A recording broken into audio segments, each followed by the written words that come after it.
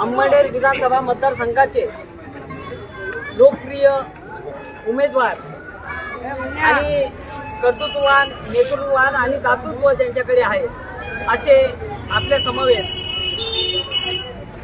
आपल्या सर्वांचे लाडके श्रीदादा चौधरी या ठिकाणी आहेत।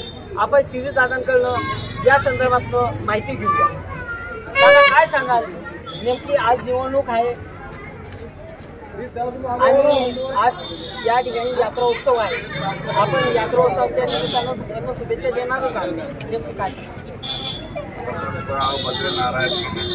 मंदिराच्या या यात्रा उत्सवाला सर्वांना मी मनापासून माझ्या श्रीदादा मित्र परिवाराच्या कडून त्यांना शुभेच्छा देतो। आणि हे निवडणूक हा सप्ताह चालू आहे। असे दरवर्षी यात्रानिमित्त मी भेट देतच राहतो आणि या भेटीनिमित्त सगळ्यांना शुभेच्छा देतच राहतो। परंतु ही यात्रा ही निवडणुकीची यात्रा आहे आणि या यात्रेनिमित्त दर्शन घ्यायला आलो तर सगळ्यांच मतदार बंधू भगिनींचंही दर्शन मला झालं। अत्यंत आनंदी आणि उत्साही, कारण ज्यांना ज्यांना भेटीगाठी झाल्या, व्यायामशाळा सगळ्या जेवढ्या आल्या त्या व्यायामशाळांचा उत्साह बघितला आणि त्या उत्साहामध्ये निश्चितच आम्हाला वाटत आहे की आम्ही कुठेतरी सकारात्मक पाऊल म्हणून टाकतोय आणि आनंद प्रचंड मतांनी आम्ही निवडून येऊ। कारण हा 42 खेड्यांचा जो प्रश्न आहे बाजारपूर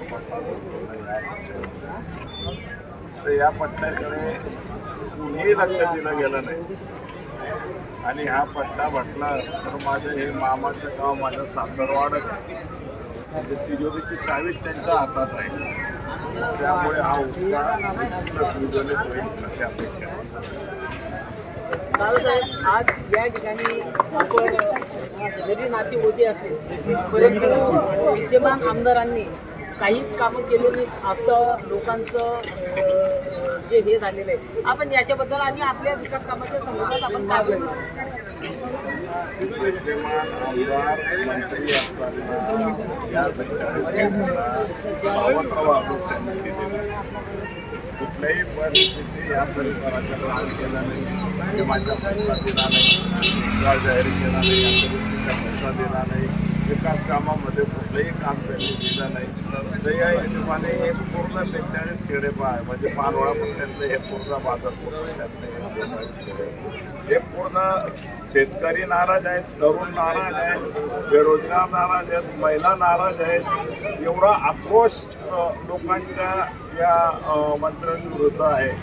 तर त्यामुळे या परिसराचा विकास हा 10 वर्षांनी होतो।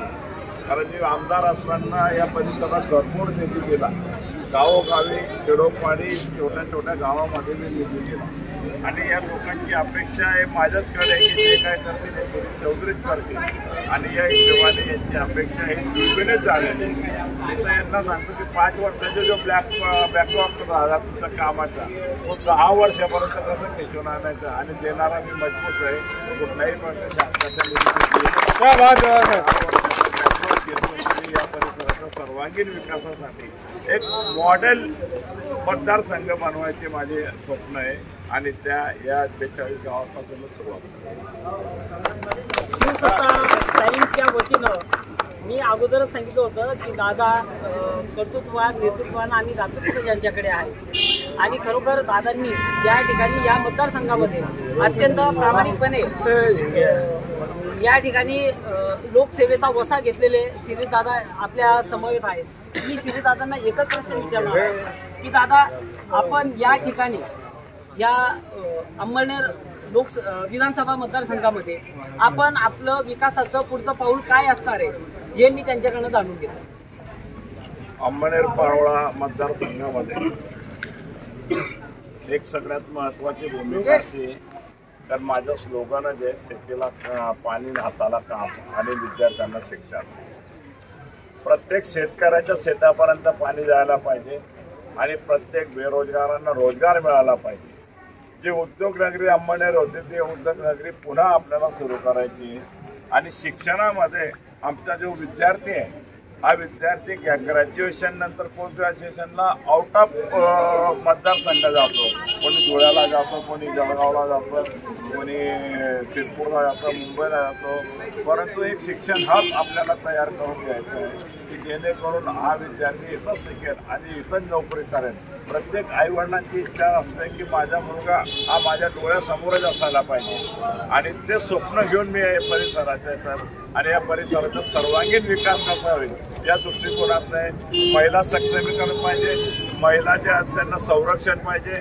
आज महिलांना संरक्षण नाही, आज विद्यार्थ्यांना शिक्षणाच्या पासून वंचित राहत आहेत.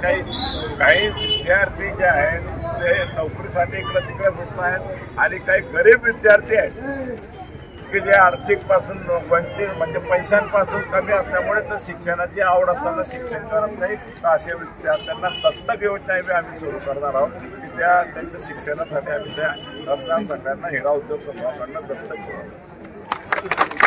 या ठिकाणी श्री दादा चौधरींनी खूप मोठी घोषणा केलेली आहे आणि दादा ते नक्कीच पूर्ण करतील असं एक या सर्व यांच्या माध्यमातून आम्हाला व्यक्त होत आहे. फक्त दादा आपण महायुतीच्या सरकारमध्ये होता आणि महायुतीच्या सरकारमध्ये असताना लाडकी बहीण योजना जी सरकारने राबवली होती आणि त्या संदर्भात आपण काय सांगू शकाल?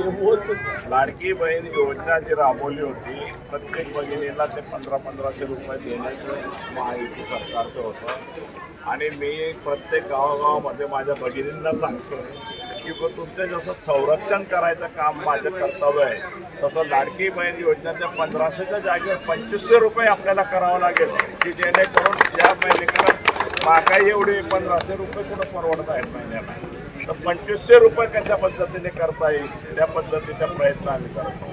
दे धडक बेधडक वृत्त देणाऱ्या आपल्या शिवसत्ता टाइम्स न्यूज चॅनलला लाल बटन दाबून सबस्क्राईब करा आणि बेल आयकॉनला क्लिक करायला विसरू नका.